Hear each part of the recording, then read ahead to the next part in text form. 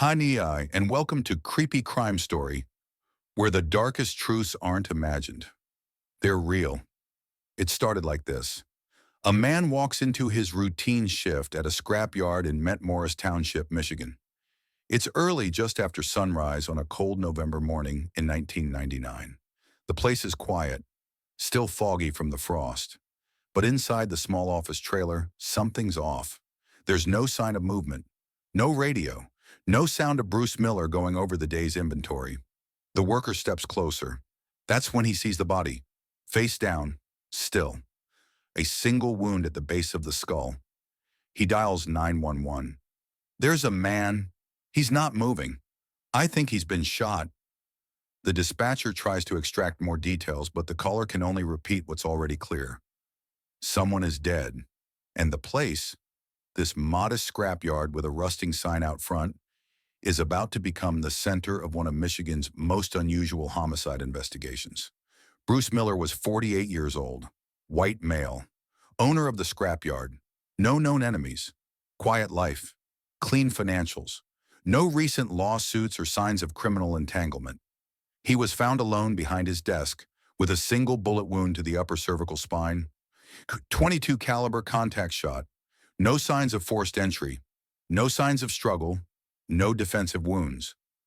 Wallet still in his pocket, watch on his wrist, office unlocked as it usually was during early hours. Initial response units from the Genesee County Sheriff's Office secure the scene. Within 30 minutes, investigators from the Michigan State Police arrive to process the area. Photos are taken. Casings are missing. The round likely fired from a revolver. Blood spatter is minimal due to the trajectory and point-blank distance. Nothing appears stolen. That's what bothers Dad. Sergeant Mark Baldwin.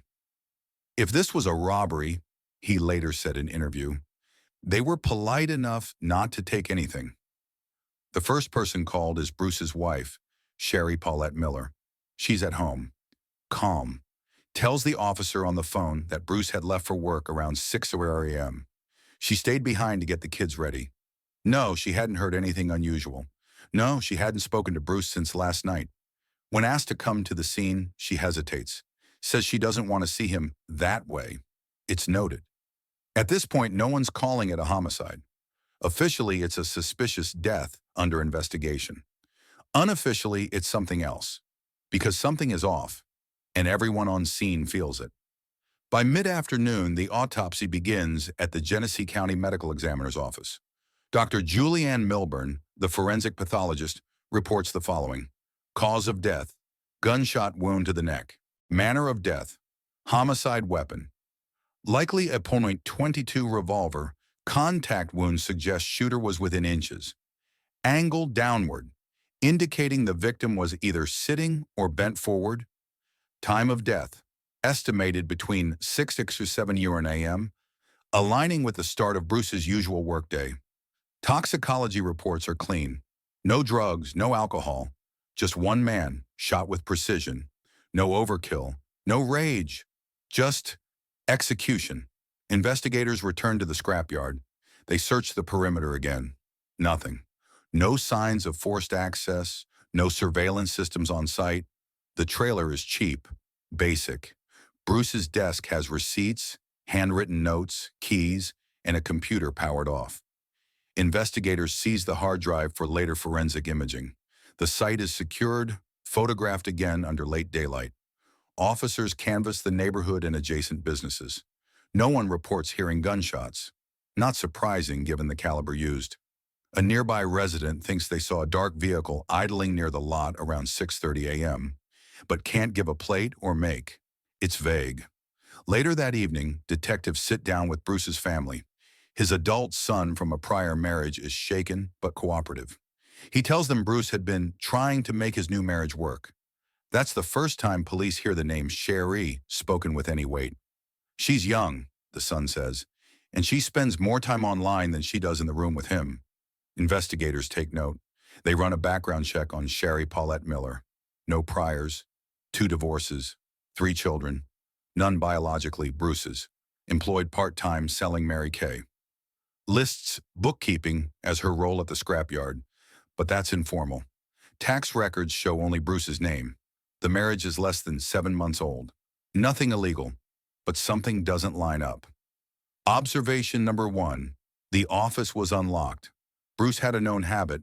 He always locked the front trailer when arriving early, especially before 7 a.m., when no other employees were present. Yet on the day he died, the trailer was wide open. Observation number 2. No signs of forced entry, but no fingerprints either. Swabs from the doorknob, desk, and light switches return only Bruce's prints. No gloves found, no blood trail, no hair or fiber left behind. Observation number 3. His schedule was predictable. Bruce arrived at the same time every day. He followed a routine. The killer knew that, and that's when the first working theory emerges. This was not a random crime. Whoever killed Bruce Miller either knew him or knew exactly how to find him. The next morning, investigators pull his phone records. No unusual calls, no voicemails. His last call was at 9:23 p.m. the previous night, to Sharee. She didn't pick up. In the days following Bruce Miller's homicide, detectives shifted focus to the victim's inner circle. When a killing appears targeted, clean entry, single shot, no signs of forced access, investigators start with those closest. In this case, that meant examining the person Bruce had legally tied his life to just 7 months earlier. His wife, Sharee Paulette Miller. Born in 1971, Sharee had been married twice before Bruce. She had 3 children from previous relationships. Friends described her as charismatic, attention-driven, and notably active online. She maintained multiple profiles on America Online, AOL, frequenting chat rooms and user boards under various screen names. While Bruce worked full-time at the yard, Sharee spent hours at home behind the family computer. Her digital footprint would become the focal point of the second wave of forensic inquiry. The first tangible lead came from Bruce's own office, specifically the beige tower PC recovered from his desk. After imaging the drive, digital forensic analysts began reconstructing browser history, temporary internet files, and saved emails. One name surfaced consistently across various folders and chat logs: Cassidy. Jerry Cassidy was a former police officer from Missouri. Age 33. No criminal history. A few write-ups during his time in law enforcement for excessive gambling and poor attendance. Left the force in late 1998 and relocated temporarily to Reno, Nevada. Around that same period, Sharee had begun participating in a chat room for Christian single parents. Both parties had used aliases, but cross-referencing email addresses linked them directly. Investigators traced over 700 individual emails exchanged between Sharee and Jerry from June to October 1999. Their content escalated rapidly, from polite introductions to romantic promises to deeply disturbing claims. In several messages, Sharee told Jerry that Bruce had physically abused her, that she had been forced to abort twins conceived with Jerry, and that Bruce threatened to kill her if she tried to leave. She even sent images: a blurry sonogram, photographs of bruises across her arms and ribs, and one staged shot of her crying with a visible nosebleed. Forensic imaging would later determine those images had been manipulated. Some had been staged with makeup. The sonogram was pulled from a sample image online. One chilling message read, "I can't take another night here. If you really love me, there's only one way out." Jerry responded affirmatively. More than once. But at this stage of the investigation, Cassidy's precise role in Bruce's murder remained speculative. What mattered most was proving Sharee's intent. Detectives needed to establish whether she had directly solicited harm or merely played the part of a victim to manipulate sympathy. Under Michigan law, conspiracy to commit murder doesn't require pulling a trigger. It requires planning, encouragement, or deliberate incitement. Analysts reviewed timestamps. The volume of communication increased in the days leading up to November 8th. Multiple emails had been exchanged the night before Bruce was killed. Several messages contained references to being free soon, and one from Sharee read, "Tomorrow changes everything." They also pulled Sharee's local ISP logs. Her IP address was active on AOL between 9:03 p.m. and 11:18 p.m. the evening prior to the murder. She logged back on again just after 7 a.m. Within 20 minutes of the estimated time Bruce was shot, her search activity at that time included Michigan inheritance laws and how long for life insurance payout. That pivoted the investigation from behavioral profiling to intent. Detectives called Sharee back for a second formal interview on November 17th. She waived legal counsel and answered all questions. When asked about her communication with Cassidy, she claimed they were just friends. She admitted they'd spoken online, but denied any romantic involvement. He had problems, she said. He made things up. The statement conflicted with the evidence already gathered.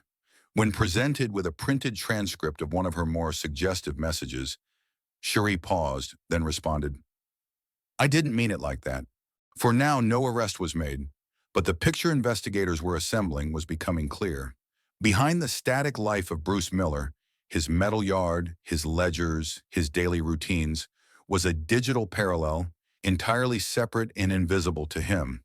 And it was in that digital space that a narrative had been rewritten, not just to gain love or attention, but possibly to justify the loss of a man's life. By the third week of November 1999, detectives had logged over 400 pages of printed emails, along with metadata, source IP matches, and message headers. Prosecutors began drafting affidavits. Forensic analysts confirmed that several of the key messages originated from Sharee's home IP. Others, most notably those received by Jerry, were traced to Bruce's own office computer. She had written to her online lover from her husband's desk. The FBI was brought in for technical validation. Their cybercrime unit confirmed this wasn't simply fantasy or emotional manipulation. It was orchestrated. It followed a pattern, the escalation, the reinforcement, the plea for action. Sharee hadn't simply misled Jerry. She had deployed him. Still, there was a missing link: physical proximity. Jerry Cassidy was in Missouri. Bruce was shot in Michigan. There were no flights, no credit card transactions, no rental car reservations connecting Jerry to the crime scene. Not yet. But law enforcement knew from experience. Well-executed digital manipulation rarely stops a conversation. Eventually, it moves to coordination, and sometimes it moves across state lines. Jerry Cassidy's name was no longer just a line in a chat log. By late November 1999, he had become a person of interest. His digital correspondence with Sharee Miller suggested emotional manipulation, false narratives, and potential coordination. But investigators knew one thing with certainty: emails alone don't kill people. Someone had physically ended Bruce Miller's life. That made the next question critical. Where was Jerry Cassidy when Bruce was shot? Detectives in Genesee County reached out to law enforcement in Missouri. Jerry had previously served as a police officer in Blue Springs, a suburb outside Kansas City. His record showed no violent offenses or suspensions, but he had left the force in 1998 citing personal burnout after multiple warnings about performance. Since then, he'd been living in Odessa, Missouri, and working off and on at casinos in Reno, Nevada. The pattern was inconsistent, but the travel stood out. Michigan investigators subpoenaed Cassidy's phone records, travel logs, and financial activity. They needed a timeline. At first glance, nothing directly connected him to Michigan in the week of Bruce's death. No plane tickets, no credit card activity in the state, no hotel check-ins. It almost looked clean, too clean. The break came from a parking ticket. On November 8, 1999, the same day Bruce Miller was found dead, a vehicle registered to Jerry Cassidy had been cited for an expired meter outside a motel in Davison, Michigan, approximately 9 miles from the scrapyard. The timestamp was 7:48 a.m., placing him within a tight radius of the crime scene just 1 hour after the estimated time of death. Motel staff confirmed a walk-in guest had checked in under the name James Cassidy 2 nights earlier and checked out the same morning before 9:01 a.m. A quick check of handwriting on the guest log showed a match with Cassidy's signature from his Missouri driver's license. At that point, detectives moved fast. They issued an alert and coordinated with Missouri law enforcement to locate and question Jerry Cassidy. But they were too late. On February 11, 2000, just 3 months after Bruce's murder, Cassidy was found dead in his apartment from a self-inflicted gunshot wound. He left behind a single handwritten suicide note. It was short and direct. "I killed a man because I was lied to. I was manipulated, and now I can't live with it."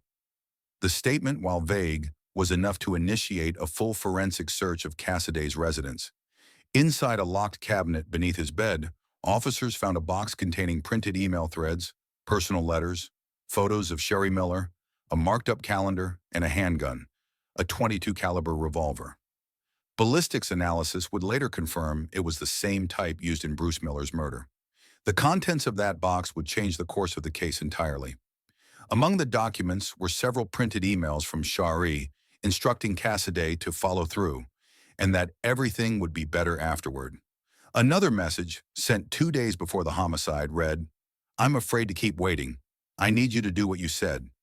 Also found were items of a more personal nature. Photos Sharee had sent, including lingerie shots, fabricated sonogram images, and handwritten cards calling Cassidy her true husband. It painted a portrait not of a casual flirtation, but of an engineered emotional dependency. And then came the most damning detail: a map. Folded into the back of the envelope was a printed map of the Flint-Mount Morris area. The address of the scrapyard was circled in red ink. Not Bruce's home, not a nearby landmark, the business location, the one place Bruce would reliably be every weekday morning. Next to the circle, written in block letters, 6:30, 7:30 a.m. There was no longer any ambiguity about whether this was a random act of violence. Still, from a legal perspective, Michigan prosecutors had to be careful. The man who pulled the trigger was dead. The only remaining pathway to prosecution would rest on establishing criminal conspiracy. That meant proving that Sharee Miller had not only manipulated Cassidy emotionally, but had deliberately planned the murder with him, encouraged it, and ultimately benefited from it. The prosecution team began building a timeline based on cross-reference metadata, including IP logs, email timestamps, travel confirmations, and witness statements. Every message was cataloged. The tone shifts in each email were analyzed. When fear turned into suggestion and suggestion into action, it became clear this wasn't just obsession, it was orchestration. Meanwhile, investigators interviewed Cassidy's family. His mother described him as a broken man during the final weeks. She recalled him pacing, checking the mailbox multiple times a day, and at one point saying, "I did something that can't be undone." Friends described him as withdrawn, barely speaking. He had stopped working, stopped shaving.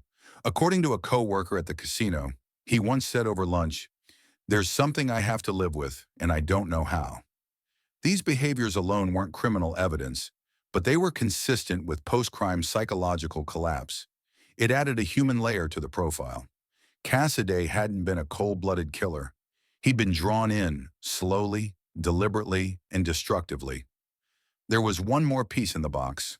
Tucked between the pages of a romance-themed letter from Sharee was a single airline ticket stub, Flint to Kansas City, dated November 9, 1999. A one-way trip, less than 24 hours after the murder. He had flown home immediately. The evidence, when viewed separately, could be dismissed as coincidence or misjudgment. But together, paired with the suicide, the firearm, and the language used, they formed a framework of conspiracy, not theoretical, documented, coordinated, executed. It wasn't just a box. It was a forensic time capsule, taped shut beneath the bed of a man who had confessed in death to pulling a trigger hundreds of miles from home. Jerry Cassidy's suicide note had been short, but the materials he left behind gave investigators in Michigan exactly what they needed: a window into motive, method, and orchestration. Now it was time to dissect every item, every message, and every timestamp. Not for interpretation, but for prosecution. Cassidy's apartment in Odessa, Missouri, was secured within hours of confirming his death on February 11, 2000. The search warrant extended to all digital and paper documents, electronic devices, and firearms. The .22 caliber revolver retrieved from the drawer beside the bed matched the ballistics profile from the Bruce Miller homicide. But it wasn't just the weapon that mattered. It was the documentation. The contents of the box were methodically cataloged by a joint team from Missouri State investigators and the Michigan Attorney General's office. They found 27 printed emails, 3 handwritten letters, 6 photographs, and 1 hand-marked calendar. There were also receipts, motel slips, gas station purchases, and a flight stub dated the day after the murder. All of it corroborated with previously obtained metadata and travel timelines. The forensic process was surgical. Each email was examined not only for content, but for source headers, confirming the IP origin, email provider routing, and recipient history. Those headers matched Sharee Miller's home internet provider and confirmed she authored them from her residence in Flint, Michigan. More importantly, several messages had been drafted and saved, not just sent, indicating premeditation. The drafts included multiple phrasing variations of a single idea: fear, desperation, and no way out. In one undated draft, recovered from Cassiday's printer tray, Sharee had written, "What I'm living through isn't living. If I vanish, he wins. If he vanishes, I get my life back." The final version sent to Cassiday was milder, but the underlying sentiment remained intact. These weren't emotional rants. They were built narratives, tweaked and tested. That's where prosecutors saw something deeper. These weren't impulsive lovers. This was messaging calibrated over time, using language that escalated subtly but intentionally. Sharee never directly said, "Kill my husband," but she crafted a framework where that conclusion felt like a logical next step to the person on the receiving end. The calendar was another breakthrough. It contained circled dates with abbreviations that appeared meaningless at first. Be Out was marked on November 8th. Home F was marked November 9th. A key tucked inside the envelope contained a tag, Scrapyard. Investigators couldn't confirm where the key led. It didn't match Bruce's office lock, but its presence was suggestive. Cassiday hadn't just traveled across state lines. He had come prepared. Photos were next. Some were personal, Sharee in suggestive poses, smiling, but others were concerning. Two showed what appeared to be bruises on her forearm and lower back. Forensic examiners noted differences in lighting, suggesting staged injury photos taken hours apart. One was a known stock image, pulled from an archived injury documentation site. The conclusion: Sharee had fabricated evidence of abuse, likely to justify future actions and influence Cassiday's emotions. At this point, the question shifted from who did it to who planned it. Prosecutors convened with law enforcement in late February to begin preparation for criminal conspiracy charges. Legally, the hurdle was clear. Could they prove that Sharee's communication constituted active solicitation of murder? Intent is rarely direct, but in this case, the circumstantial evidence had become overwhelming. The frequency of contact, emotional escalation, false claims of abuse, timing of Cassiday's visit, the precision of the crime, and his documented psychological collapse afterward all converged. Cassiday's behavior prior to the homicide had changed dramatically. Witness interviews confirmed a decline in hygiene, sleep, and mood. He had withdrawn from friends and family. One former colleague recalled him saying, "I'm doing something big, then I disappear." Investigators traced Cassiday's return trip via Flint Bishop Airport. Security footage from November 9, 1999, showed a man matching his description entering the terminal alone at 8:14 a.m. No checked bags, no calls made. The flight departed at 9:03 a.m. and arrived in Kansas City that afternoon. What made this timeline more damning was what happened immediately afterward. On November 10th, Cassiday logged into AOL from his home IP and received one message from Sharee. It read simply, "You did what had to be done. I'll fix everything here." Investigators had not previously seen that message. It had been deleted from Sharee's end, but was preserved in Cassiday's inbox. The message was time-stamped and cached in his email client. It would become one of the core exhibits at trial. All of this evidence, digital, physical, circumstantial, was placed into a structured timeline by the Michigan Attorney General's office.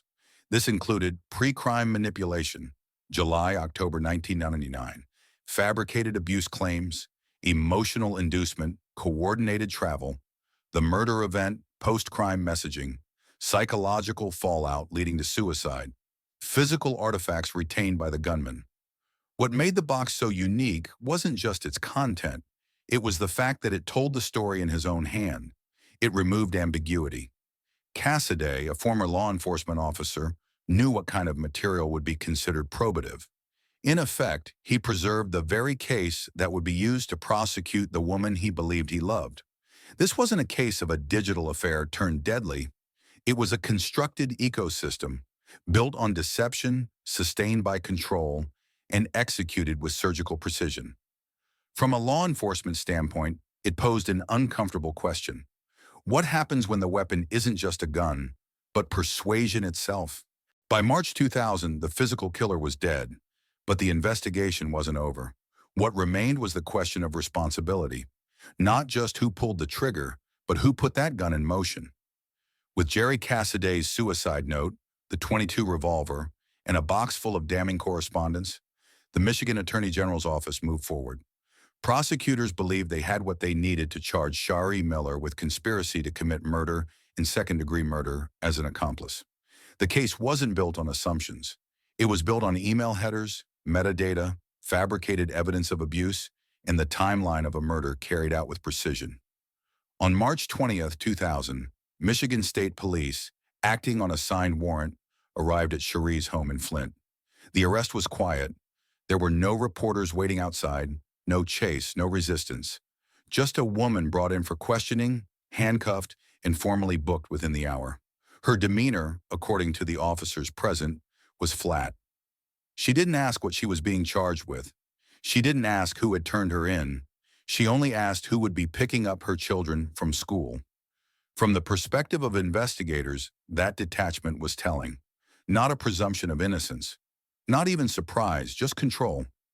In court documents filed the next day, prosecutors outlined their case, a structured digital pattern of coercion layered in with fabricated medical imagery, falsified claims of violence, and emotional inducement.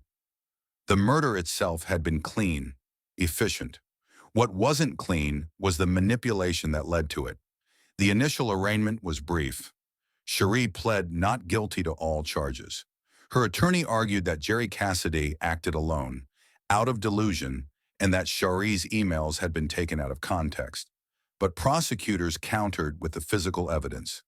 The printed map, the suggestive language, the motel receipt in Jerry's name, and, most importantly, the email sent by Sharee just hours after Bruce's murder that read, "You did what had to be done. I'll fix everything here." That message had been recovered from Cassaday's email client and authenticated by FBI digital forensics. It wasn't paraphrased.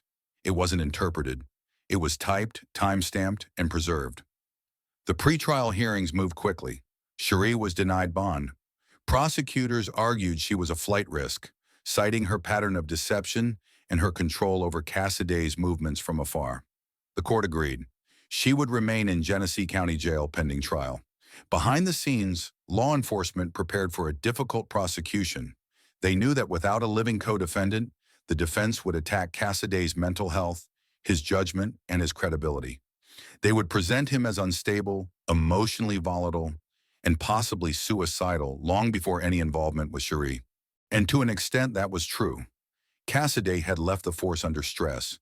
He had struggled with gambling, depression, and isolation. But none of that changed the paper trail or the sequence of events that led to a man being found shot to death in his own scrapyard. To support their case, prosecutors assembled a timeline backed by 3 independent sources: digital forensics, travel records, and third-party testimony. They subpoenaed Cassaday's relatives, co-workers, and internet service providers. Every message was authenticated. Nothing was admitted without verification. One element that couldn't be overlooked was the psychological profile that had emerged. Sharee's pattern of digital grooming, slow escalation, emotional baiting, alternating warmth and withdrawal, reflected behavior commonly seen in manipulative personality disorders. Experts were cautious not to over-pathologize, but agreed. This wasn't casual online infatuation. It was targeted influence. The public reaction was restrained at first. Local media reported the arrest with limited commentary, but as the case reached the national press, coverage intensified. News outlets picked up on the narrative of the chat room widow, and soon Sharee's smiling photos appeared on every screen from Michigan to Missouri. The idea that someone could orchestrate a murder through typed words and walk away as if nothing had happened struck a nerve. But in the midst of media frenzy, prosecutors stayed focused. Their goal wasn't spectacle, it was conviction. By summer 2000, jury selection had begun. Sharee's defense team challenged the admissibility of Jerry Cassaday's suicide note, arguing it violated the Confrontation Clause of the Sixth Amendment. The court held a hearing on that motion, delaying the trial briefly. Meanwhile, prosecutors prepared alternate strategies. Even without the suicide note, they believed the weight of digital evidence would be enough. The challenge with cases like these isn't always proving what happened. It's proving intent. And with Cassaday gone, the narrative had to be told through digital fragments and circumstantial trails. But each of those fragments pointed in the same direction. The trial of Sharee Miller opened on December 4, 2000, inside the Genesee County Circuit Court. Cameras weren't allowed, but transcripts and journalist notes from inside the courtroom captured the tone clearly. This wasn't a trial built on eyewitnesses or direct confrontation. It was a case constructed almost entirely from digital footprints, paper trails, and the mind of a dead man. The prosecution's strategy focused on one principle: coherence. They couldn't rely on jury sympathy for a deceased co-defendant.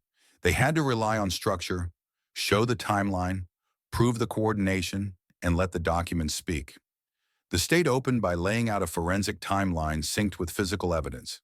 The key dates weren't disputed. Bruce Miller was shot in the back of the head on November 8, 1999, around 6:30 a.m. Jerry Cassaday, a former police officer from Missouri, had been in Michigan the same morning, staying under an alias in a motel less than 10 miles away. His vehicle was ticketed just before 8:00 a.m. near the location. That same evening, he flew back to Missouri. Then came the documents. Dozens of printed emails, extracted and verified by FBI computer forensics, formed the backbone of the prosecution's case. Every message was presented with a timestamp, originating IP, and matched to Cassaday's inbox.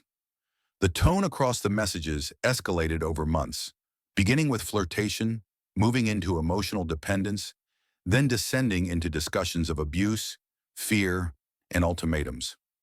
One message read, "If he keeps hurting me, something bad will happen. I don't want that, but I can't survive much longer like this." It had been sent 2 weeks before Bruce's death. The state emphasized that Sharee had not explicitly written, "Kill my husband." She hadn't needed to. Instead, she created a narrative where Cassaday saw violence as the only exit, presented as a rescue, framed as inevitability. An FBI behavioral analyst took the stand and described the messaging pattern as a classic manipulation model. Not spontaneous, not confused. Structured emotional escalation built to trigger action in someone already emotionally compromised. The analyst clarified, the level of influence here was not casual. It was repeated, layered, and intentional. The defense pushed back. They argued Cassaday acted alone, driven by obsession and depression. They highlighted his resignation from law enforcement, gambling issues, and his eventual suicide as proof of instability. They claimed Sharee couldn't control someone from over 700 miles away, and that her words had been twisted into criminal intent. But cross-examination exposed gaps in that theory. Cassaday had never shown violent behavior before. No prior charges, no documented threats. Multiple friends testified that his demeanor changed only after meeting Sharee online. One former coworker recalled him saying, "I'm doing something for someone who deserves better. Then I disappear." The prosecution then introduced one piece of evidence that hadn't been previewed publicly: a notebook found alongside Cassaday's suicide note. Inside were printouts of maps, financial transactions, and a rough itinerary, including the flight back to Missouri, planned before the murder. That level of coordination contradicted any suggestion of a spontaneous, delusional act. In legal terms, the notebook was damning. It established that Cassaday wasn't acting in a vacuum. He was working from a script, one delivered over weeks by a woman who, by all appearances, had positioned herself as both victim and beneficiary. By week 2 of the trial, the prosecution rested. The defense called minimal witnesses. Sharee did not take the stand. The closing argument argued she had been emotionally entangled, but not criminally responsible. That Cassaday had acted independently and irrationally. That words, even if manipulative, didn't equate to murder. But jurors had already seen the words. Dozens of them. Not just emotional, strategic, timed, matched to dates, matched to the murder. And then there was the final email, Sent on November 9, 1999, recovered from Cassaday's inbox, it read, "You did what had to be done. I'll fix everything here." The phrasing was simple, but it implied knowledge, acceptance, and a plan for concealment. Not grief, not confusion, resolution.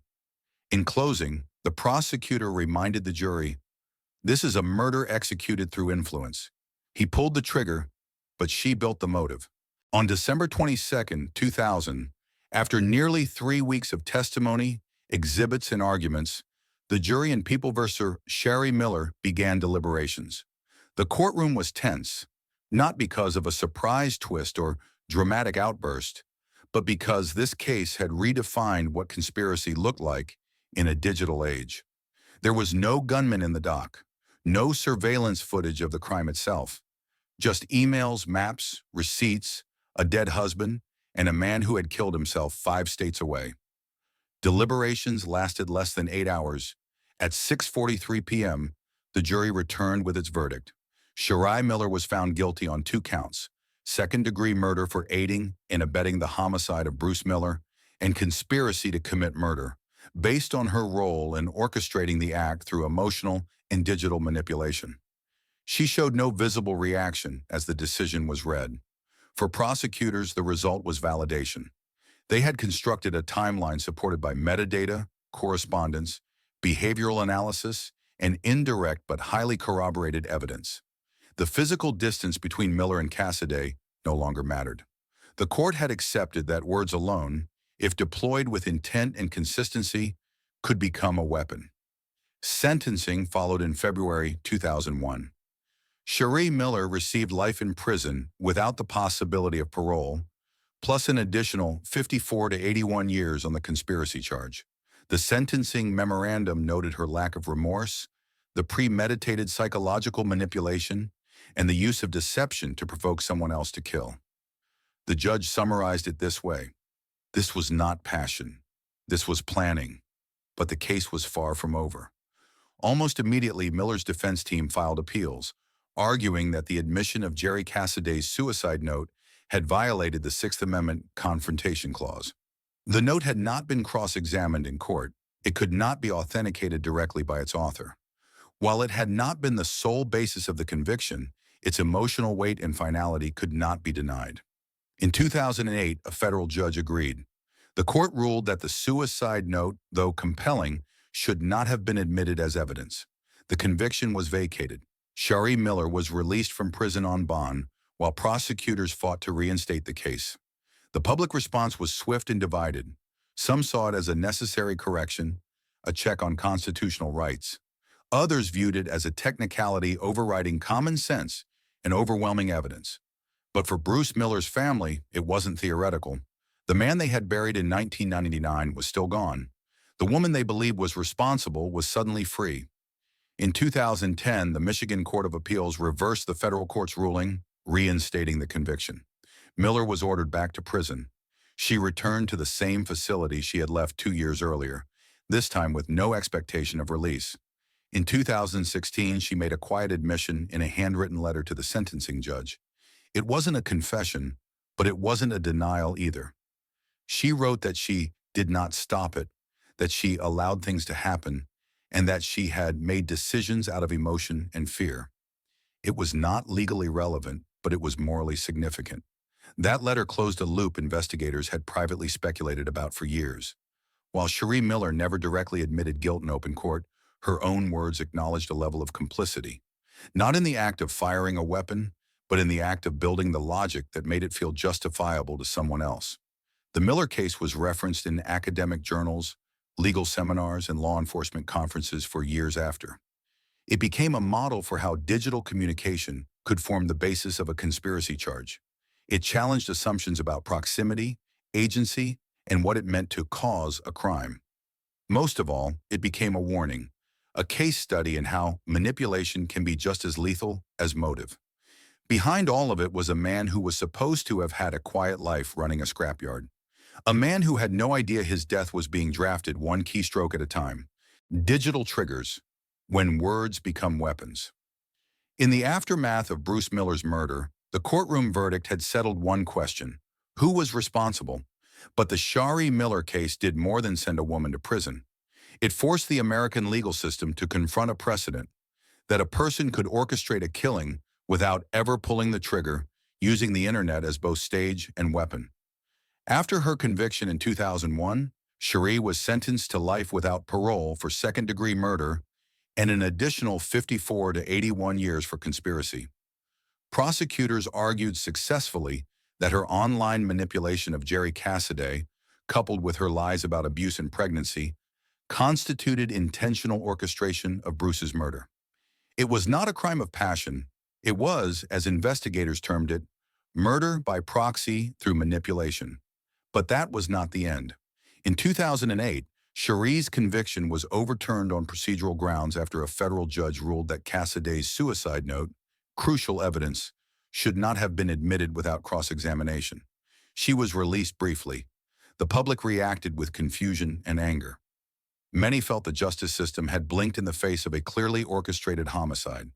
By 2012, however, the Sixth Circuit Court of Appeals reinstated her conviction. The Michigan Supreme Court upheld it. Sharee was sent back to prison, this time permanently.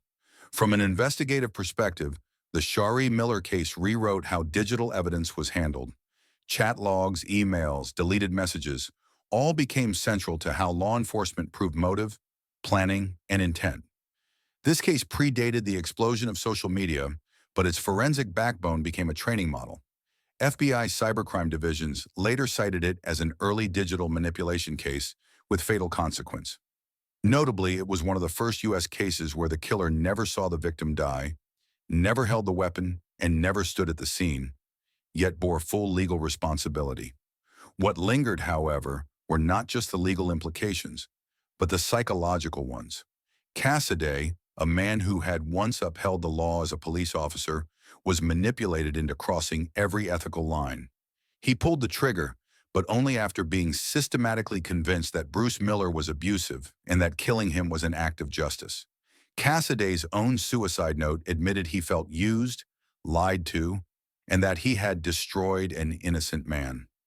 His death left no room for appeals, no space for explanation. His role remains a chilling reminder that someone can be both a tool and a casualty in the hands of a manipulator. And Sharee?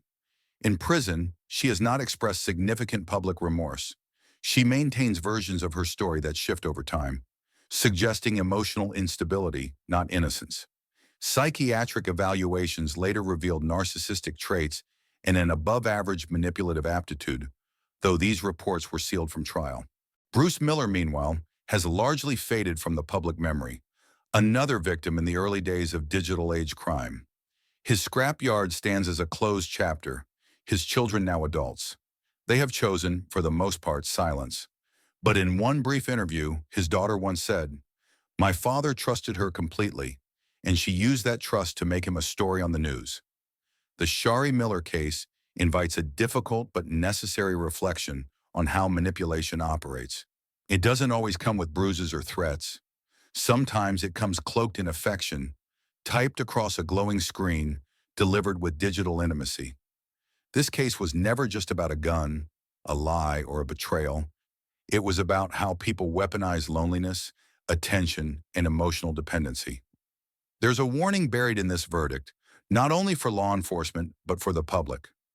Technology may evolve, but human vulnerability doesn't. And if one person can sit behind a keyboard and destroy two lives with words alone, then no screen is ever truly harmless. Today, as of June 2025, Sharee Miller remains incarcerated in a Michigan correctional facility. She has exhausted major appeals. Her story resurfaces occasionally in documentaries and legal lectures. But for those who worked the case, who combed through metadata and pages of text, who stood over Bruce Miller's lifeless body at the junkyard that cold night in 1999, the verdict has always been clear. Not just legally, but morally. She didn't need to be at the scene. She was already there, with every keystroke. What this case taught me, more than anything, is that not every danger comes with a weapon in hand. Sometimes it comes with a smile, a screen, and a calculated lie. Bruce Miller never saw it coming, and neither did Jerry Cassidy. If there's one thing I hope you take away from this story, it's this. Emotional manipulation can be just as lethal as physical violence. And we must stay alert, not just for ourselves, but for those we love. How do we protect ourselves in a world where trust can be weaponized? I'd love to hear your thoughts. Did this story move you, disturb you, or make you reflect on your own relationships? Drop a comment below. Let me know where you're watching from, or share your perspective. And if this story resonated with you or challenged you, don't forget to hit subscribe. I've got more real cases coming your way that deserve to be heard. Stay safe, stay sharp,